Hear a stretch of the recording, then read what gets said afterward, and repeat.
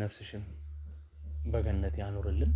እሺ ምን ባጠፋው ምን በበደልኩኝ ምን ባደረግኩኝ እኔ ላይ ትመሰክራለህ? ምስክር ተገኝቶብሃል ስባል እውነቱን ለመናገር ማመን ነው ያቃተኝ። የምናገረው ነገር ነው የጠፋብኝ።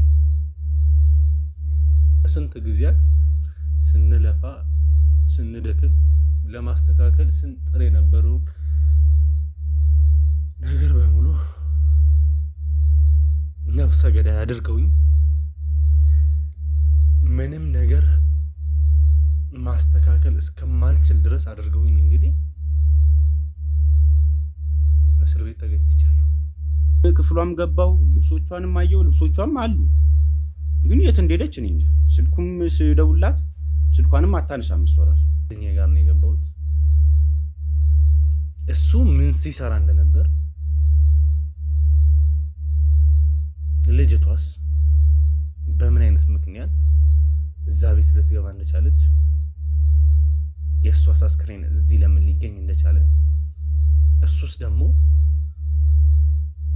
ምን አይነት ነገር ቢያይብኝ በዚህ ደረጃ አቤል ይሄንን ክፋት ሊኖረው ይችላል። ካሜራ ጀርባ የምንሰራቸው ብዙ ኬዞችም ስላሉ ብዙ አይነት ማስፈራሪያ ይመጣል። የስራችን አንዱ አካል ነው እንደሚሰራ ነው የማውቀው። ይኸው ጥበቃ ፊት ለፊት ነው እያወራሁ ያሉት። ይሄን የምልበት ምክንያት እኔ ሰው ማስፈራራትም የማስፈራራት አቅምም የለኝም። ተማን ያብል እንግዲህ ነው ይሄንን ያላምነው ምንድነው እናቴ አያረግም። አቤል ቤት ሬሳ ተገኘ ብዬ ማውራት ራሱ በጣም ትንሽ ከበድ ያደርገዋል ነገሮችን እና እኔ ራሱ ጨንቆኛል። ምን ብዬ እንደምናገር ምነግራት አላውቅም። ደግሞ ሬሳ አምጥታችሁ ቤት አስቀምጣችሁ ጠበቃ ነኝ ምንድነው ትላለህ እንዴ? እንዲህ ብለ ነገር የለም። አቤል ገሏል ሰው እያልከን ነውና አምን ይሄ ነገር እውነት ከሆነ እኮ በጣም ከባድ ነገር እኮ ነው። የኛም ስሜት ጥሩ አይደለም። ግን አሁን እዚህ ጋር እያመንኩ አይደለም። አቤል እንደዛ አያደርግም። ወይ ተመሳስሎ ወይ የሆነ ነገር ተፈጥሮ ነበረ። አንዱ ብርጭቆ ላይ አሻራ አለው። አሻራውም አንዱ የአቤልን ያሳያል፣ አንዱ ደግሞ የጓደኛው የቅርብ ጓደኛው ፍቅረኛ አሻራ ነው የሚታየውና ማሚ ቆይ አሁን ቤተሰብ ምናምን የሚጠይቅበት ሰዓት አለ። እሱ ነግራቸዋለሁ። ቆይ መሄድ ነው ያለብን። ቆይ ማሚ መቀመጥ ነው ያለብን። እዚህ ምንድነው እያወራ ያለው? ምንም እየገባኝ አይደለም። ፕሮግራም ላይ ነበሩ፣ አብረው ነበሩ። በተውጣው ሐሳብ ለብቻው ተጠርተው እሱ ለብቻው ተጠርተው ሊሄዱ ይችላሉ። ሄዱ። መጣጥ ሲጠጣ አይተዋል። አሁን በዚህ ምቀኝነት ነው በልጄ ላይ አዝሞ የመጣ ነገር አለ። መናን ያለም እሱ ይመልስልኛል። የኔ ጌታ አሁን እንሂድና ያለበት ቦታ ማየት ፈልጋለሁ። ህግም ሆነ ምንም ሆነ ቆይ ሌሎች መረጃዎችም አሉ። ሌሎች መረጃዎችም ያገኘናቸው አሉ። እናቴ አጥፍቷል እያልክ እየነገርከኝ ነው። የሰዎችን ጉዳይ ጎልጉሎ የሚያወጣ ልጅ እሱ ታሰረ ጥፋት አጠፋ እያልክ ነው። አያጠፋ ልጁ እንዳይለወጥ ልጁ ስራ እንዳይሰራ ልጁ የተቸገረን እንዳይረዳ የሚያረግ ነገር አለ እንጂ አቤል እንኳን የጓደኛው እንኳን የምኑ ተሸልማ ብትመጣም አይፈልግም። በቃ በልጄ ላይ ምስክር የመሰከርክ ሬሳ ቤቱ ውስጥ ሬሳ ተገኘ እያልክ ነው። እዚህ ተገኘውንም ቤቱ አየን እኮ አየው። ከዛን በኋላ ያለው መረጃዎችንም ሰጡኝ። እኔም ደግሞ እኔ ጋም ያሉ ዝር አድርጎ ሰው የሚገልበት የሚጨክንበት እንትን የለውም።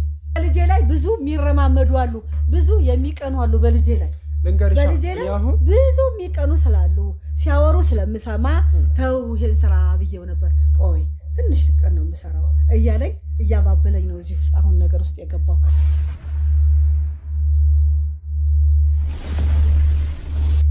ሰላም ውድ የነበልባል ቤተሰቦች እንዴት እንደምንድናችሁ? በያላችሁበት ሰላም ፍቅር ይብዛልኝ እያልኩኝ እንግዲህ እዚህ ተገኘውንም ቤቱ አየን እኮ አየው። ከዛን በኋላ ያለው መረጃዎችንም ሰጡኝ። እኔም ደግሞ እኔ ጋም ያሉ ዝር አድርጎ ሰው የሚገልበት የሚጨክንበት እንትን የለውም። በልጄ ላይ ብዙ የሚረማመዱ አሉ፣ ብዙ የሚቀኑ አሉ። በልጄ ላይ በልጄ ላይ ብዙ የሚቀኑ ስላሉ ሲያወሩ ስለምሰማ ተው ይሄን ስራ ብዬው ነበር። ቆይ ትንሽ ቀን ነው የምሰራው እያለኝ እያባበለኝ ነው እዚህ ውስጥ አሁን ነገር ውስጥ የገባው።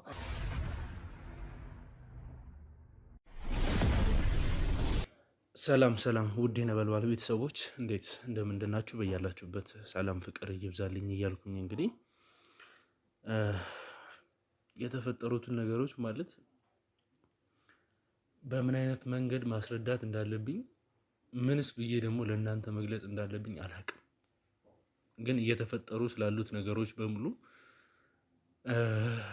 ማለት እኔ ስሜ በዚህ ደረጃ በእንደዚህ አይነት ሁኔታ ይነሳል ብዬ አስቤም አልሜም አላውቅም በፍጹም። በቃ ማለት እኔ እንደዚህ አይነት ፐርሰናሊቲም የለኝም።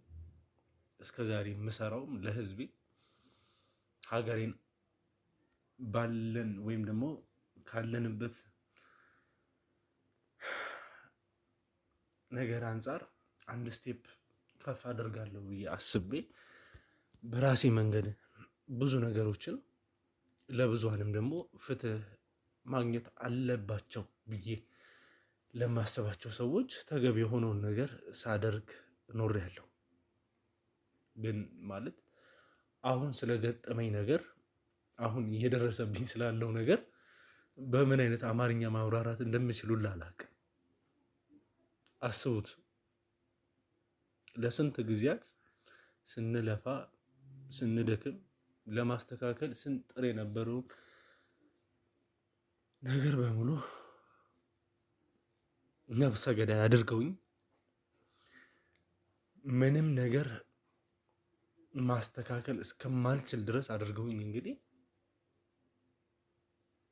እስር ቤት ተገኝቻለሁ። ከዛም ደግሞ የዋስ መፍትሄ ተከብሮልኝ ተገቢ የሆነውን ነገር በጊዜው በተሰጠኝ ቀናቶች መሀል ማስረጃዎችን አሰባስቤ ማቅረብ እንዳለብኝ ያው ግልጽ በሆነ አማርኛም ተነግሮኛል። የዋስ መፍትሄም እንግዲህ የተሰጠኝ ባሉት ማስረጃዎች አማካኝነት ነው። እነዛ